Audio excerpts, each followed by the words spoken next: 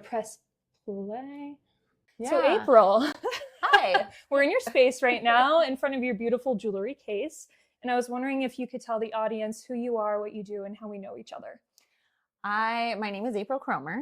I am a jeweler, and we know each other through a photographer friend that we have in common. Yeah, that's right. Named Jenna. Yeah, shout out Jenna. Woo-hoo. Shout out Jenna. Yeah, and we've kept in contact through Instagram and email, and now here we are. And could you tell us where your studio generally is based? Yes, I'm in the Gaslamp district of San Diego. Okay, wonderful. I have followed you online because of taking pictures of the jewelry you did for Jenna. And it was so like simplistic. I don't know if is the right word, but it's so classically beautiful. So it was really nice to start following you. And I just noticed that you have, I don't know, such a spirit for what you do. And I was just so fascinated. So I really appreciate you coming or letting me come here today and interview. So to start us off, I was wondering if you could tell us if you always knew you wanted to be a jeweler, and if not, what other careers did you pursue first and what did they teach you? I did not know that I wanted to be a jeweler.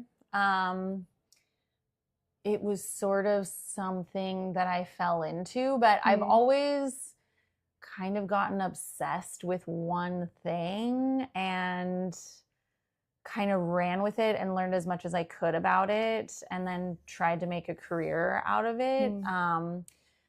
My first career was fashion. I went to fashion school. I started at San Francisco State. And actually I started sewing when I was 11. Oh, cool. And I loved sewing. I loved, pulling apart vintage shirts and reconfiguring them.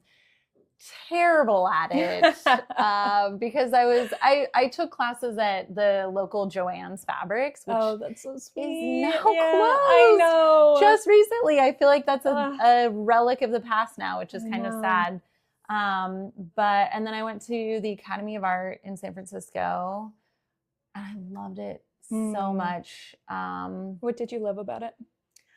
I loved pattern making. I loved taking a flat piece of paper and transforming or using that to transform fabric into a garment. And I just loved the process. I loved sample making. I loved the technical side of fashion. Very detailed work. Yes, it is. And it can be incredibly frustrating. Yeah. If you're a seamstress, you know. Yeah, right. But it was that, I think, was where I really became more engaged with school. Unfortunately, I was just young and was kind of running with the wrong crowd, I'm going to say, and getting into things. Growing up, right? Yeah. Exactly. And so I ended up leaving San Francisco for 2 years. I moved back here to San Diego. And I started my own little company doing one-of-a-kind clothing. I was I got really into crochet. Yeah. And I was unraveling vintage sweaters and then recrocheting them into new garments. Wow. Talk about time consuming. My God. Yeah. You were just gravitated towards that. Huh? Yes. Yeah. So it was sort of fashion and pattern making and sewing. And then I got really into crochet and then started getting carpal tunnel. And I realized that I just kind of was directionless. And so I decided to go to Parsons, the new school for design. I got in. How hard is that? I don't know, but I know it's so prestigious. But it is prestigious. I don't know, actually. I had friends in the program who had friends who didn't get in. But as far as like the numbers, I don't know. Okay. So how old were you when you decided to go to Parsons? I was 24. Okay. Yeah. Oops. You've done a lot by 24. My God, already. Yes. Wow. Yes.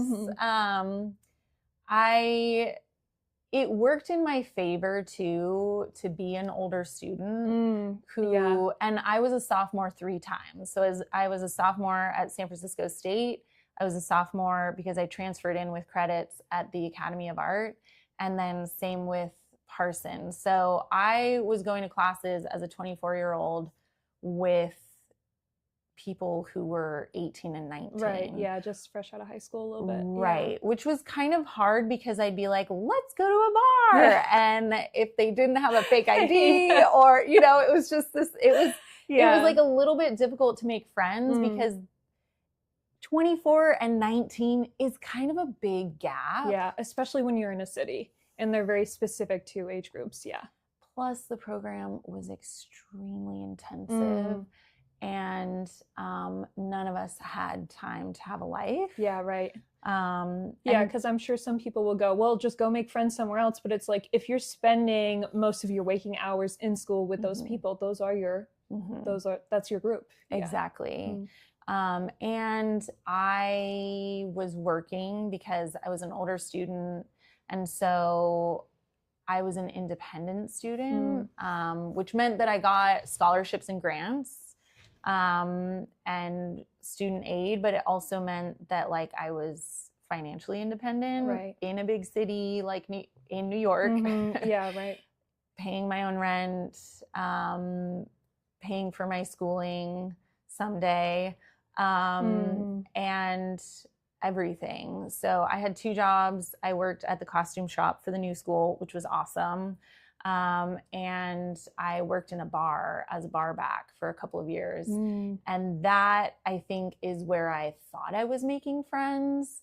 But when you work in a bar, like no one's your friend. Yeah. It's another weird kind of situation. Yeah. So it was like, I was partying on the weekends with people that I worked with. Right. People you would meet. Yeah. Exactly. And so I was having fun and blowing off steam, but then during the week I was just like, go, go, go, go, go. Yeah. And I found out that I could take that any number of credits over 12 credits was free. Oh, and so, yeah, so I ended up taking 17 to 19 credits a semester. Wow. Because I wanted to like maximize. Yeah, you were trying to fit it all in. I would have done the same thing that year. I really would. Yeah, it is insane. Oh, but yeah. I get the understanding of like you just want to get. I mean, that seems to be your personality too. I want to get as much as I can out of the experience I'm getting. Exactly. Yeah. Which is, you know, it's a maximalist mindset, which is great, but it's also you're setting yourself up for burnout. And that's exactly what happened when I graduated from the program, which is, you know, why I found jewelry. So silver lining, all things considered. But I also spent so much time and energy and money, resources on this education in fashion and, you know, have pivoted to something else, which is fine. I think a lot of us do that, especially now, our generation, because we were told, just go to school, you know, just get your degree and then figure it out. And it's like, okay, but now we all have student debt. Yeah, right. And then once I graduated, I did work in fashion. I would assume even if you have a Parsons degree, which is wonderful, I realized even just going to a small community college that like the connections is almost half the game also, especially I would imagine in the fashion industry. So how is that for you? And when you say I was in fashion, what did that mean to you on a day-to-day basis? It meant that I was taking classes at Parsons. Okay. And yeah, I mean, I think part of it was just immaturity and naivety. Part of it was just like you work so hard to just get the projects done and you put all of your energy into that, into like the physical, because you have to, right? You're taking these classes, you're going to this school, and that's the prompt. Like finish the prompt, turn in the project, do the presentation, you know? And I think as students, because we were so young and immature, we weren't as strategic as maybe we should have been in terms of making those connections. Yeah, and the networking part of it. Yeah, and I think also there's a little bit of luck that comes with that too, and personality. Yeah.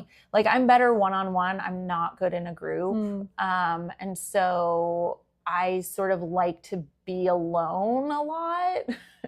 And that's where I thrive. And so not to say that I'm not a team player, but no, it's just, it's different. But yeah, I mean, that's just kind of my personality. And so as a fashion designer, you're someone that's in the spotlight. You're someone that's surrounded by people. And, you know, in a real fashion company, it's one person that sort of takes the fame, but there's hundreds, if not thousands of people that are involved in the process. And even trying to get in as an entry-level pattern maker, I mean, it was impossible. Interesting.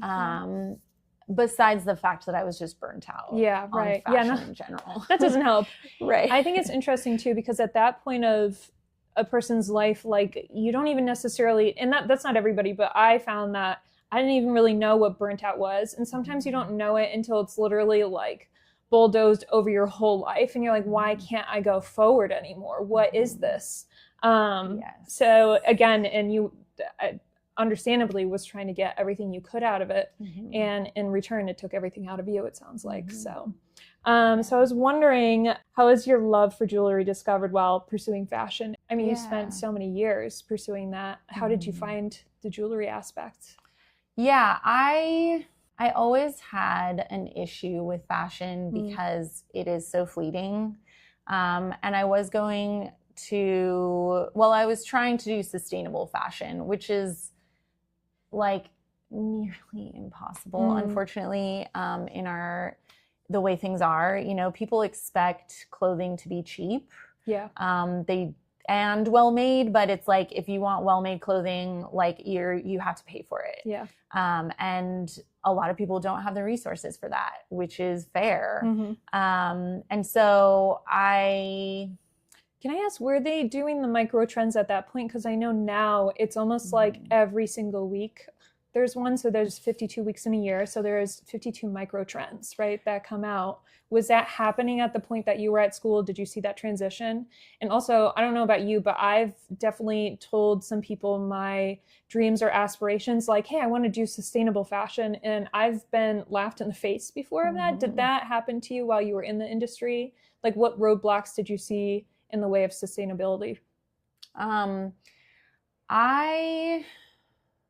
No one laughed in my face. Everyone, I'm happy to hear that. Yeah, I know. And I'm sorry that happened to you. Yeah, it's just part of the game. Yeah. I mean, I think people don't take young people seriously. And we're all just trying to make the world a better place, really.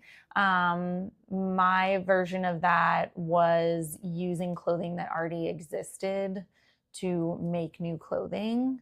And so, I mean, what was the first part of the question? Oh, who knows?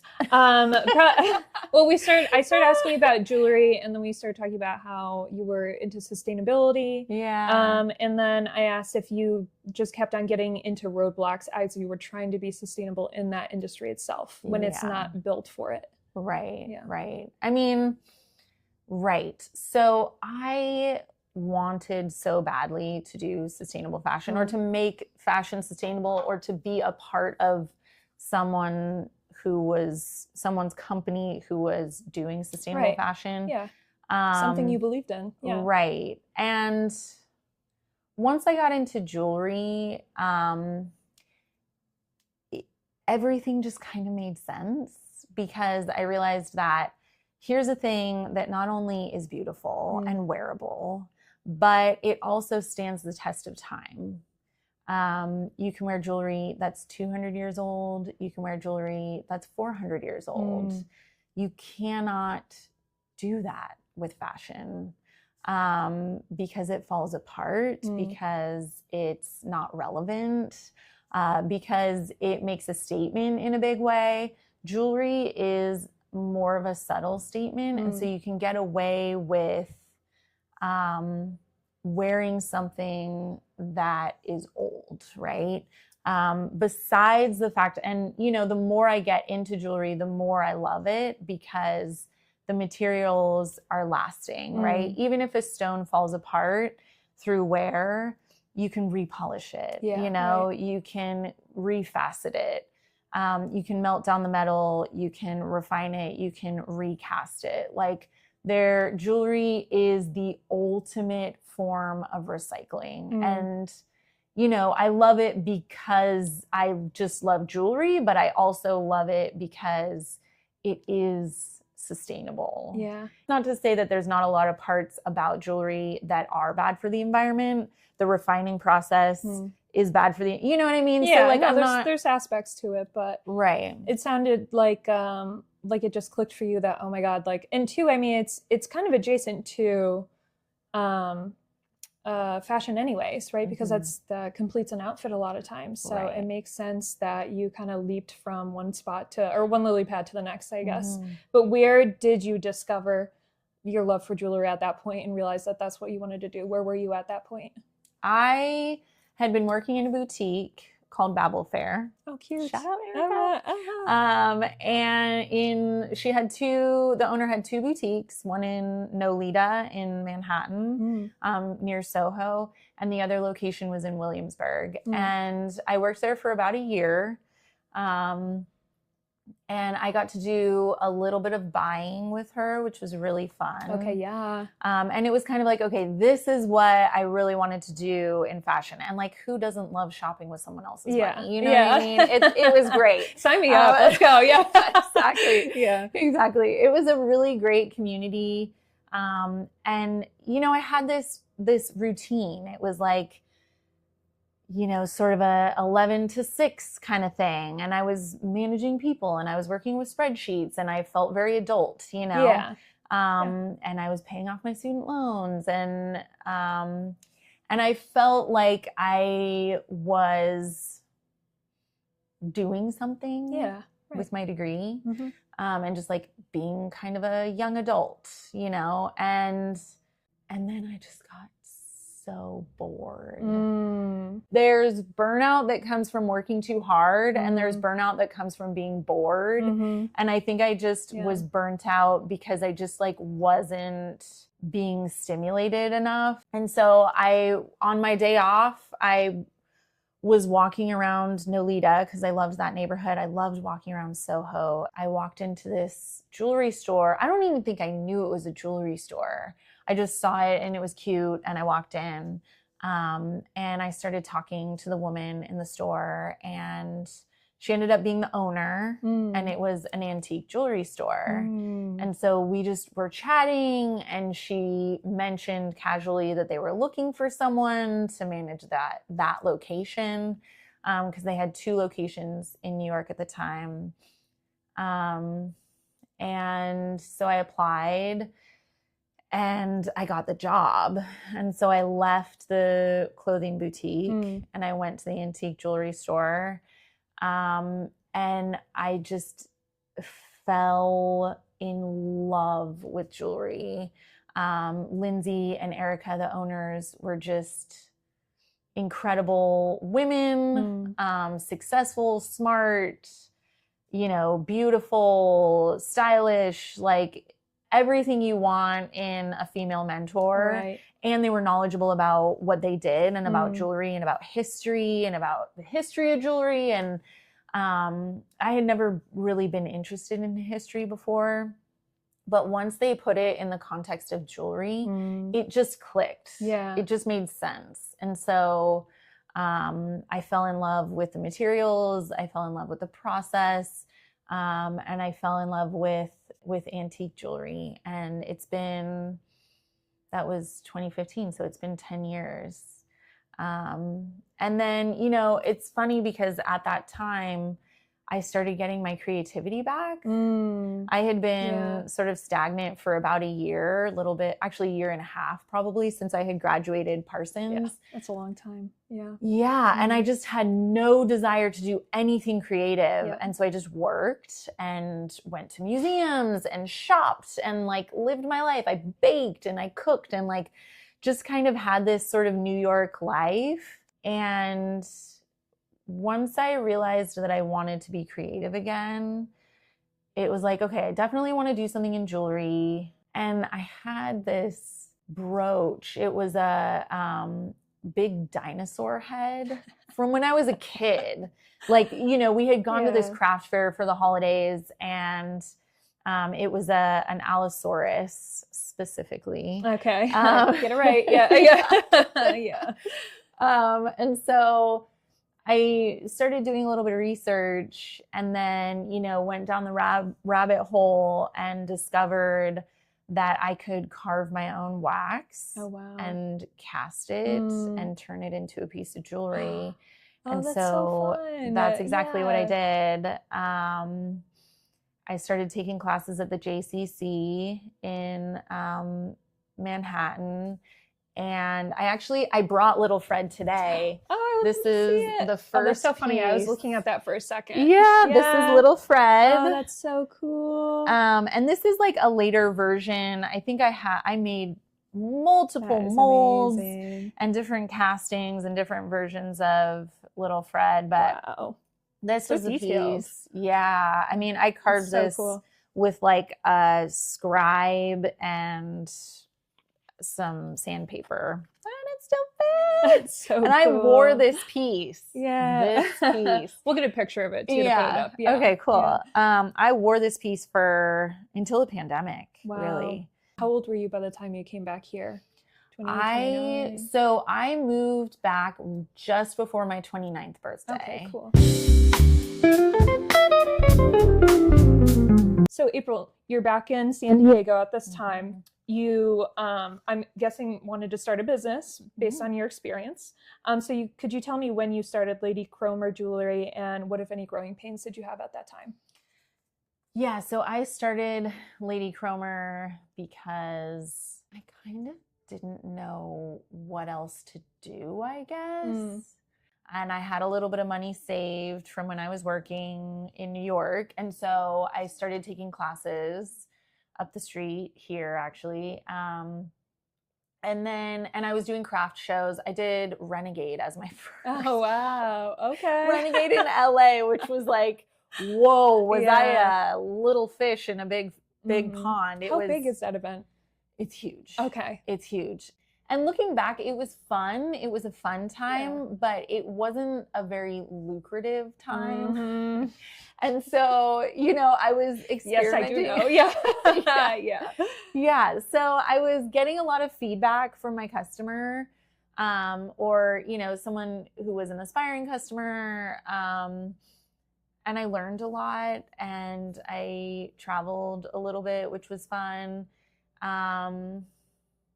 I'm trying not to get too much into detail because there's a lot that happens. Yeah, of course. Yeah. You know, but I know you had written, it was kind of like a 5-year period, it sounded like, where there was a lot of ups and downs, and it was a struggle financially. I know you mentioned that you had some mentors over the years that you said specifically you kind of had wished that maybe you'd listen to first, or sooner, I guess. I was wondering if you could expand on how you said that you apply the advice to your own situation.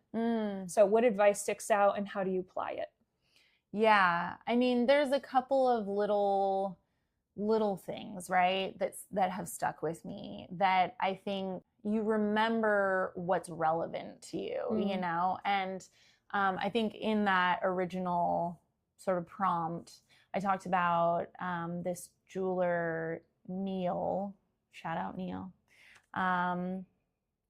who told me that my customers would tell me what they want.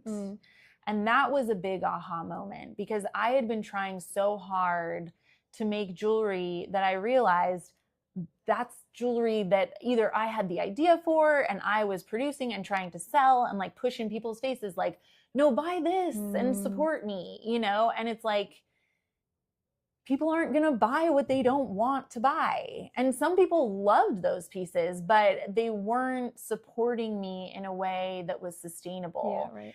And he was like, your customers will tell you what they want. And that's really when I stopped. I mean, I think I did a couple more little collections after that really kind of just sat and didn't gain much traction. I mean, I would love to be a jeweler who could come up with an idea, make it, and then sell 1 million of it. But that's just not what my customers want. And it's a really difficult thing to come to terms with as an artist or a designer or a business person, to realize, okay, this is something that's not working. I mean, it took me a long time to apply that. Another piece of advice was, don't get your hands dirty. And at the time, I was working for a diamond dealer. I worked for a diamond dealer for 3.5 years. And he didn't get his hands dirty. But at the time, I was doing all of the casting, all of the finishing, everything. And I was killing myself to do it. And can I ask for anyone that, because I've seen this, but maybe if someone hasn't, what is the physical aspect of that? Like how, what is the hardest part of that you were finding yourself doing? Yeah, I mean, the finishing part, which is, I actually really enjoyed casting. It's scary as hell and it's dangerous. And so it forces you to pay attention. And so casting was something that was really hard for me to let go of. But the most difficult part of the process is finishing a piece of jewelry. So you have to sand it. After you cast a piece of jewelry, there's like a graininess to the outside of the piece. And so you have to sand it down and you have to clean it up and sort of like prep to polish. And so that you can set the stones and then you do the final polish. But what I realized is that I don't like prepping a piece. I don't like sanding. I always take off too much and then end up having to recast a piece, and it takes longer and it's more expensive and it's a big old headache. Yeah, right. And I tried stone setting, and that's a big headache too, because if you go too far, you crack the stone and then you're in a big... And now we're depressed. Yeah, exactly. And it takes days and days and days. And like stress, and your fingers are bleeding and cracked and dry and, covered in polishing compound and, and coming from fashion school, it's like, I like wearing clothes. I like wearing nice clothes. And so when I gave all of that up and I started dressing up for work and stopped doing all the messy stuff, it was like, okay, this is fun again. I can do this now. It's not like I'm just banging my head against a wall, just like hating every second of it. Oh my God, I went too far. I have to recast it, or like, how do I fix this? Or, and now I give my setting to guys who have been setting stones, just setting stones for longer than I've been alive.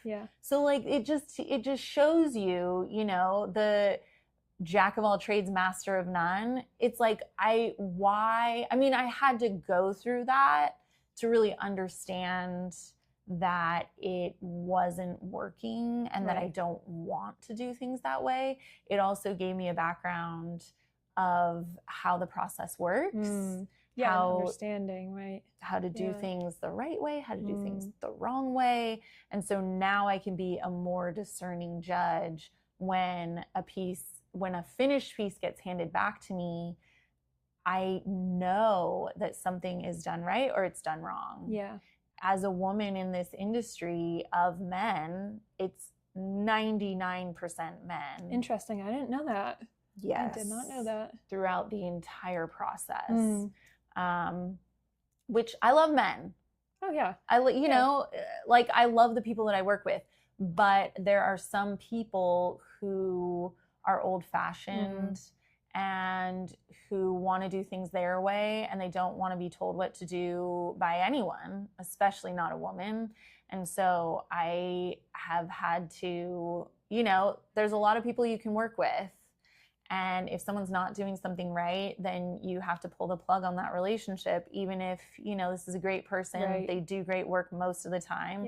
But if they're not going to do it right all of the time or hold themselves accountable, then you have to find someone else to work with, you know? Yeah. What a lot of discernment to be taught. Yeah. Yes. Yeah. Very important. Now that we've learned about, we've gone through these trials, we're getting into a flow of where you feel sustained and maintained. So that's awesome. But now that you've gotten to a place where you know what you want, could you tell me a little bit about maybe a particular design over the years as a jeweler that you consider like a dream project? Wondering if you could also describe the process of what designing that piece was like for you. Yeah. So I do a lot of jewelry buying. I buy from the public, people who want to melt down their jewelry. I also buy jewelry that I think my customers would want. And so, you know, a lot of times I have to kind of clean the piece up a little bit, add stones, and polish, rhodium, resize, whatever it needs. But a couple of years ago, I found this incredible ring, and I'll send you a picture of it. Okay. It was this giant, glowy green emerald. And it was set in this very 1960s kind of like blow era setting with all these diamonds around it in white gold. And it was a killer price, like the most amazing piece of jewelry. And so I got it and I put it on the website and I posted it on Instagram, and I kind of waited a little bit, you know, things take time. It was a big piece of jewelry. And one of my regular customers reached out to me one night and they said that they wanted it and they wanted to give it to, he said he wanted to give it to his wife for her birthday. Because she'd been through a lot. She'd kicked cancer, and her birthday was coming up. And they're one of my favorite couples to work with because they always have really fun projects that they want to do. Yeah. And so we ended up pulling the emerald out of the setting.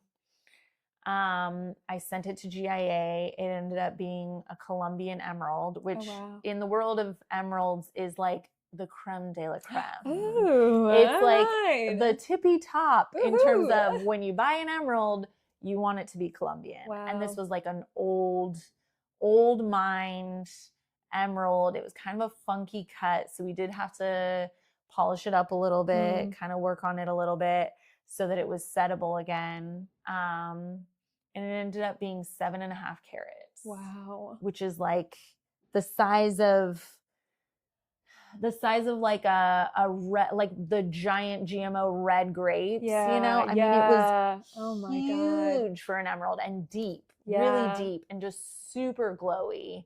And so we reset it into a platinum setting, and did sort of it was arguably an emerald cut. So an elongated, like rectangle.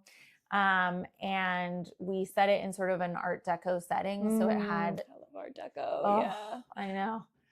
Amazing. And so it just had these steps of natural baguettes, 3 on either side. And it was set in a bezel because it's an emerald. Emeralds are susceptible to chipping and abrasion. And so on either side of the front of the ring, so like when you hold it and you look through the ring shank, there was a little window on either side of the setting, the bezel setting, with a tiny baguette in that little window. And so it was just like, that was a piece that I actually designed just based on, you know, wherever ideas come from. And it just like, and then the original setting, we custom cut a rhodolite garnet and set that into the original setting. So it was like 2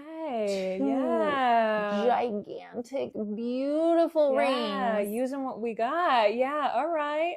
Yes. That sounds wonderful. So it was very fun. It was a very fun project. They loved it. they got it appraised. I don't know how much it appraised for, but I have a feeling it was a lot.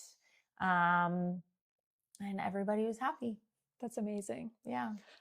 So that, again, sustainability, right? Like that's the through line that I've heard a lot through this, which is amazing because that's been you might have not known exactly what you wanted to do, but like sustainability has guided you to this point, which I think is wonderful. And I was wondering if you could tell me more about the efforts you use sustainably today and why it's so important to you. What led you to that at such a young age, and how has it sustained you till now? Yeah. I mean, my mom was an avid recycler, and I was born in the 80s, but I grew up in the 90s, right? And, environmentalism was a hot topic in our home.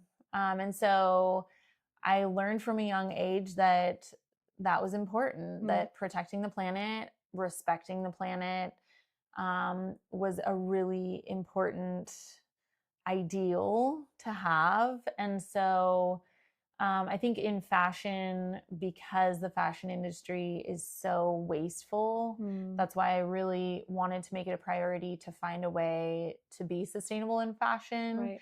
And you were seeing it up close too, and what that's like. Yeah. Exactly. Yeah. And that was even before Shane or, whatever other companies now that exist that just like Temu and Fashion Nova. I mean, back then it was Forever 21 was wasteful, but and it was 6 collections a year, and every season was something different, and there was just and so could you break it down? Why is it wasteful? What is the wasteful part of it?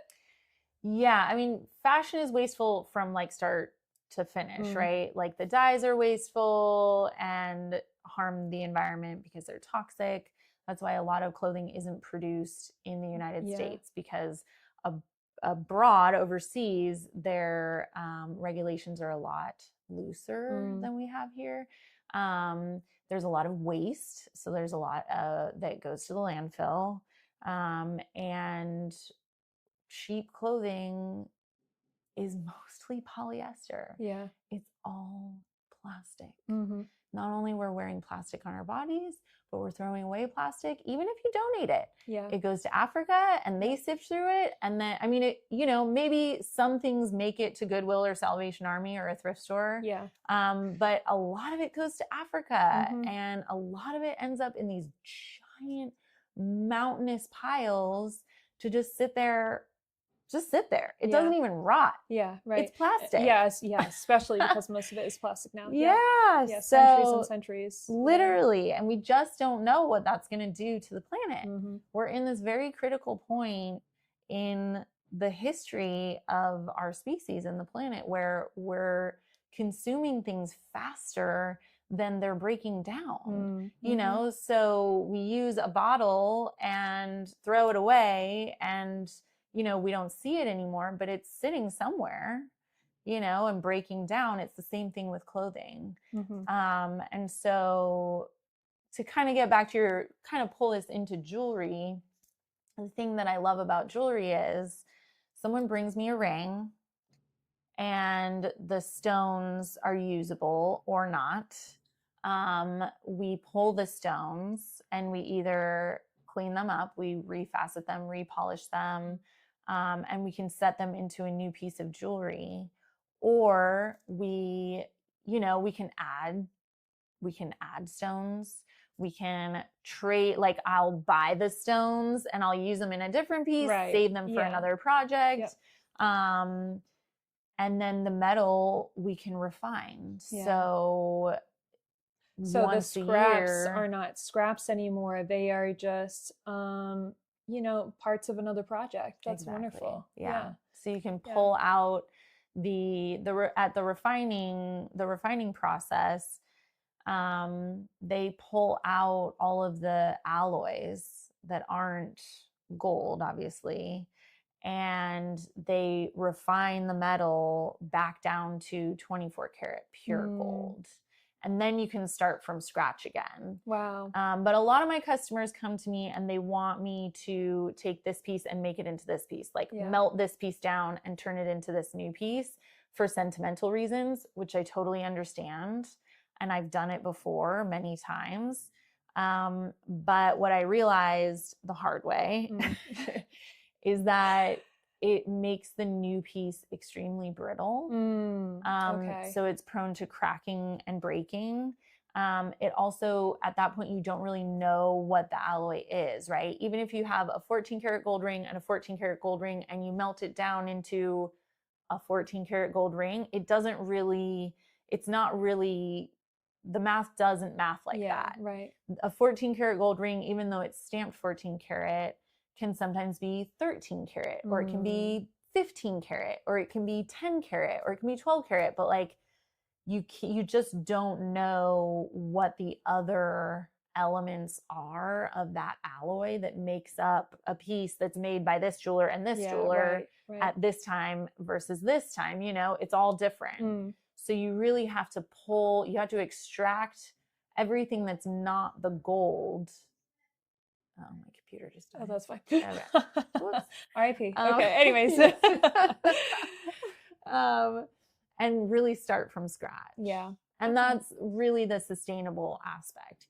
When companies advertise that they use recycled gold, it's like, yeah, because that makes sense. You know, I don't advertise that. I do use recycled gold because it doesn't make sense to use new gold. Yeah, right. You know, and I listen to podcasts of these old guys talking about how they're mining for gold and they've got a new spot and they're digging deeper than they ever have before, and it's really terrifying. And it's like, for what end, for what purpose are we doing this for? To literally have gold in a safe. Yeah. Like that's literally to like mint it into a coin and hold it in a safe. So it's just, I mean, I think there's a portion of the sustainability aspect that makes sense, and that's for the environment. It's also like, why do we need more? Why do we need new things when there are so many things that already exist? And I tried to do that in fashion, somewhat successfully, at least in like my academic career. But in jewelry, you pull the stones, you melt down the metal and refine it.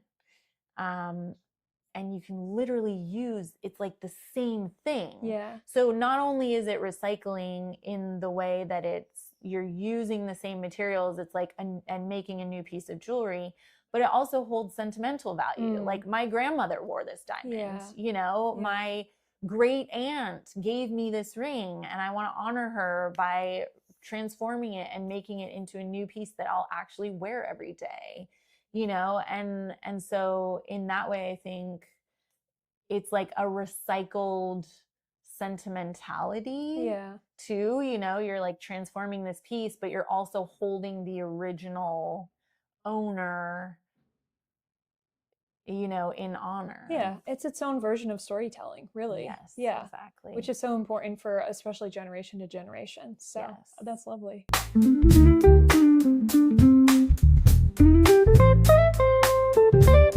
This is fun. This is fun. I love talking about jewelry. Yes. Don't get me started. I'll be back tomorrow. Yeah. So that's amazing to hear about, like how aligned really it is with who you are and what you value. That's amazing. And not everybody gets the chance to do that. So congratulations, by the way. But I was wondering, what do you want to see more of in your industry versus what could your industry improve on, in your opinion? Yeah. Traceability, I think, is a huge improvement that we could make to the diamond and jewelry industry. And there are innovations now. There's like nano inscriptions on diamonds and jewelry. Oh, really? Yeah. Yes. Okay, that's so cool. It is. It's so cool that people are taking this seriously, you know? Yeah. So and you know, I think a lot of times when people talk about sustainability, it's this concept of like, oh, we're all gonna die. You know what I mean? There's this fear behind it. Yeah. But there's also, when you read about people who are really making strides towards changing the system in a real way, it gives me more than hope. It just is so refreshing. Right. To see that. Well, you know what's interesting is I think the reason why people, let's just say for clothes, for instance, you have this illusion of like, I just want more choice, right? I want more things because then I have more choice to dress up as I want and do different things. And while that's so true, I actually think that being sustainable and being a little more mindful of where we get items from is freeing in another sense of like, well, you might not have as many pieces, but you actually free up your mind to go into the closet and be able to see what you have. And even if it's less, there are so many pieces that can be used in so many ways, including jewelry. Totally. So being a little more mindful actually is, you might not have as much quote unquote choice, but what happens when we decide to use the cheaper item and not think about where those items are going, eventually we're not going to have the choice anymore. You know, those things get taken away the more we extract more resources than we're putting back into the earth. Totally. So you might have more choice now, but at what cost is that? And will you have choice in the future? You know? Amen, sister. So, yeah. Yeah, it's so future true. thinking is kind of lost on the generation. Well, and I think the trend, and I will call it a trend, but I hope that it sticks, that I'm seeing now in fashion is the capsule wardrobe, where it's like you have these key pieces that you know you love, you know you're gonna wear, you know how to care for them, and they're gonna last you a lifetime. Yeah. I will spend more money, and you know, now at this point in my life, I have the resources to do so, but there are ways. So that it's okay. What are the chances? There are ways of finding those key pieces. I mean, I found Missoni at Goodwill. Yeah. Like, you can do it on a budget. Yep. You can do it, and I have done it. I have a Missoni sweater from when I was in high school that I found for $10 at Amvets down the street. Like, perfectly good. Yeah. It's perfectly good. I will never get rid of it. I will wear it forever, and I will pass it on to the next generation, you know? I'm already thinking about, I'm like, okay, when I come back, I'll meet April again. We'll talk about clothes because I absolutely love that subject too. Yeah. Okay. I would love to. Okay, cool. And I have a lot of opinions about it, obviously. Oh yeah. Me too. Yeah. But I mean, I think it's really important to have those key pieces because it does free up your mind to have less. Having less gives you more time. Because it's like, okay, this and this, I know it looks good together. I know it makes me feel good, and I feel confident, and it's comfortable, and I can go about my day, you know? I'm not interested in bringing anything into my life anymore that isn't going to last me a lifetime. Right. You know? And that isn't going to be that thing that makes me feel good. Yeah, right. And I think jewelry, the greatest thing about jewelry is that it's small. I will say I hoard jewelry. Yeah.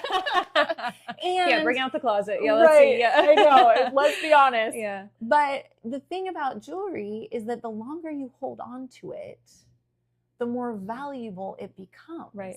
Yeah. So like a ring that your grandmother bought in the 50s is worth more now as the sum of its parts than when she bought it in the 50s. So it's like, I mean, that's kind of my theory about jewelry, is that you can never have too much. And I'm talking about fine jewelry. Right, yeah. I'm talking about gold, platinum, even silver.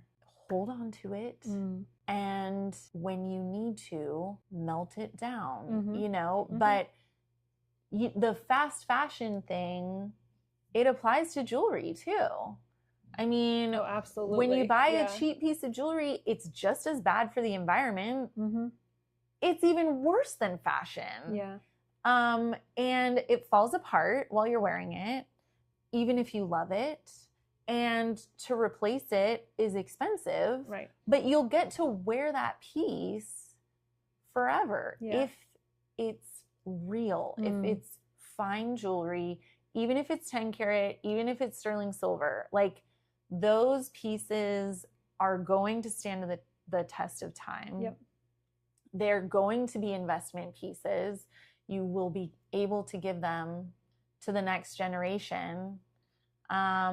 And I mean, if they fall apart, we can remake it or we melt it down and you get cash in your pocket. Like, right. Yeah. Why wouldn't you? I know. You know? And, you know, for me, because I think about this a lot, because I was really conscious, especially like, I don't know, like around the same time as you, actually, probably around 2016. And because I've always been a thrifter, okay, I had to start buying my own clothes at 13 because my mom said, if you want your own style, you buy your own clothes. And I was like, okay, I guess I'm doing that. And I could only thrift because that's all I could afford, really. And I did shop at Forever 21 quite a bit in high school, right? Because it was very affordable. Right.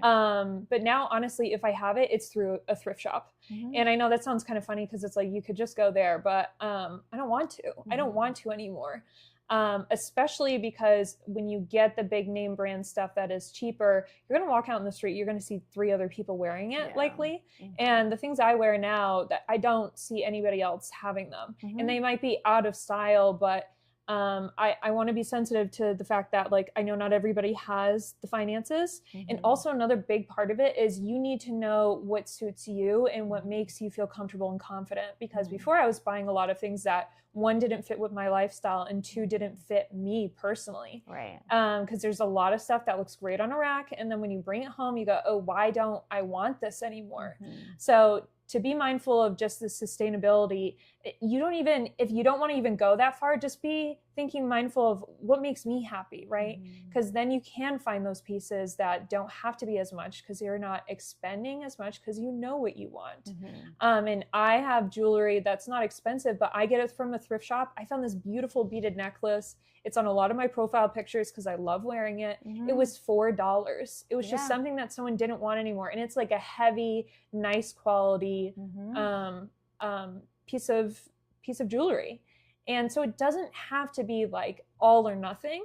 But I think especially when you know what you want, you've gotten your style, then you're willing to invest in those pieces. Right. So it's like, you can wait it out. It's okay. Don't look at what anybody else is doing. Just forget about that. Right. You know, what makes you happy? Well, and I think too, I hear when I worked in retail and even now doing jewelry, it's like, people always say, oh, I have way too many white shirts, or I have, as if I need more jewelry. But it's like, if you know that you're going to wear a white shirt, have 50 of them. Yeah, right. You know what I mean? But like, if it makes sense. Exactly. But like the pieces that you kind of go out on a limb for because it's like a micro trend or even a trend, you know, and then you're over it in a couple of weeks, it's like, like maybe you should have bought that extra white shirt, because you know that at the end of your laundry cycle, you could have worn it. Yeah, right. You know?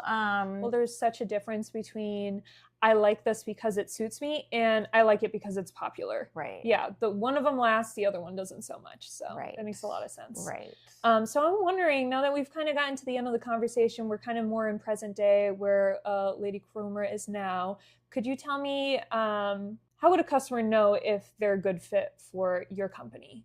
What would be the signs that they should reach out? If someone wants a luxury experience, but doesn't have any interest in like Cartier or Tiffany's or, you know, any of the Bulgari, that kind of thing. Like at Lady Cromer Jewelry, I work really hard to provide a luxury experience, but also work within people's budgets. So if someone comes to me and they say, this is how much I have, I've got a bunch of gold to trade in, we make a beautiful piece of jewelry for them, you know? And if someone has a little bit more in their budget, then we can do a little bit more, you know? But like, what I really strive for here is to give that luxury experience to everyone. And, you know, I mean, I can't do that in a way that's not going to support my business. Right, of course. Yeah. We have bills to pay and a roof to have over our heads. Exactly. So like as a company, we provide that luxury experience for younger people who are just starting out, you know, just starting their jewelry collection. This is their first big purchase. It's their first big jewelry item. And like, it's a non-pretentious environment. A lot of my customers become my friends. And we work together. It's a collaboration. Yeah, so if you want to be involved in the process, then this is the place for you, because I want to get to know you. I want to get to know your kids. I want to be able to catch up with you the next time I see you. You know what I mean? Like this is, and it's not because, you know, I'm trying to make sales. It's because like we're humans and you need this thing and I make it, and we are working together to make that vision come to life, you know? So I think, you know, if someone has a vision for a piece of jewelry and they are willing to spend a little bit of time and money making a piece of jewelry that they're going to be able to wear for the rest of their lives and pass down to their children or the next generation, whatever that means to them, then they're in the right place, you know? Yeah. It sounds like a collaboration over a corporation sort of thing too. Because I can say, yeah, thank you. Yeah. Woo, I might have to use that. Listen, I'm a writer, okay? Yeah, let me cook. Yeah. No, but it's true. I mean, especially as someone who's like is more of a small town person, and when you go into a big company, especially when you think of like the mall, like that's honestly most of us, that's the first experience with seeing like a big company, right? In the corner, there's always a salesperson that's trying to get a commission. There's always someone that in the background pushing them to put out a sale no matter what. Right. And at that point, you're not guaranteed to get someone that is actually listening to your needs and your wants. Right. So that makes a lot of sense. That's a big part of it too, is listening. And I think that's where like the ego, like the artist ego, I think sort of comes into play, is like, it's not about what I want. I'm just helping you make this piece of jewelry. Like, it's really, truly about what my customers and clients want, you know? And sometimes people come in and they're like, I want this. And it's okay, let's do great. that. All right. Yeah. Easy, you know? Yeah. And sometimes it's a little bit more involved than that. Sometimes it's I have to work with them to kind of extract what they want. Yep. Because I believe everyone knows what they want deep down. But in this space, sometimes we have to ask a lot of questions. And well, it's a different language. Exactly. Right? Yeah, you might know what you like visually, but you can't describe it necessarily. So right. Yes. And it's very visual. So I always tell people, start a Pinterest board, look on Instagram, do some digging. Sometimes I give people a little time. There's never a push to push people forward. It's always like, okay, well, if you don't know what you want yet, let's figure that out. Let's take this slowly. And if someone is in a hurry, they need something for a wedding or for an engagement or something, and they're running short on time, like, I'm here for that too. Right. There might be some executive decisions being made here. Yeah, right. Let's figure this out. Yeah. But if you've got the time and you're willing to put the effort into the process, at least like the mental effort, you know, of like figuring out, like digging a little deeper and figuring out what you want, then you're in the right place. Because I'm not going to move forward designing something that I think you want. Yeah, right. You know, because I could, like, I don't even know what my sister wants. Yeah, you know, she's my sister. But like, and sometimes I don't even know what I want. Like, I had to do a little digging, you know, for my engagement ring. It was like, I thought I wanted this thing. Yeah, And I would imagine that would be the hardest decision if that is your career. You're like, well, what's the one thing that now I have to wear? Right. The one thing? You mean it's just one? Yeah. That would be extreme. I actually was going to ask you about that, so I'm glad you brought that up. Yeah. I mean, I thought it was going to be more difficult than it was. Okay, that's good. And I got some really important feedback from a really good friend of mine. She said, keep it simple. And I had been wanting to do all of these vintage elements and, you know, have all of these arms coming off of it and leaves and like diamonds everywhere. And she was like, keep it simple, April. But what I did was I made it simple. It looks like a solitaire from the top. And then the details underneath. Oh, that's so fascinating. So I still have my so you get a little bit of both. Exactly. Yeah. I got my sparkle, right. but I can stack with it. Love it. And that was what was important to me. You know, some people just want one ring. They just want one ring and that's it. And so we just do one ring. Some people want 3 rings, you know, and so we do that. But it's like, we have to think about that in the beginning stages because then we design each ring to be able to do that. Right. Amazing. Well, there you go. We have it, you know? So to round this all off, I ask everybody the same beginning question, the same ending question. So my ending question to you is, what is a song or album that you think everybody should listen in their lifetime? So when I first saw this question, the first thing that popped in my head was LOVE by Al Green. I love Al Green. I do too. He's just such an uplifting singer and songwriter, and so that's my answer. LOVE. LOVE. Love. LOVE. All right. And I absolutely love what you're doing. I love seeing any of these pieces. And if you come in, this is the showroom that she has. So you would be able to see these pieces and April can describe it to you and, you know, figure out what you need. So thank you so much. Oh, of course. Okay, great. Well, we did it. Great. Nice work.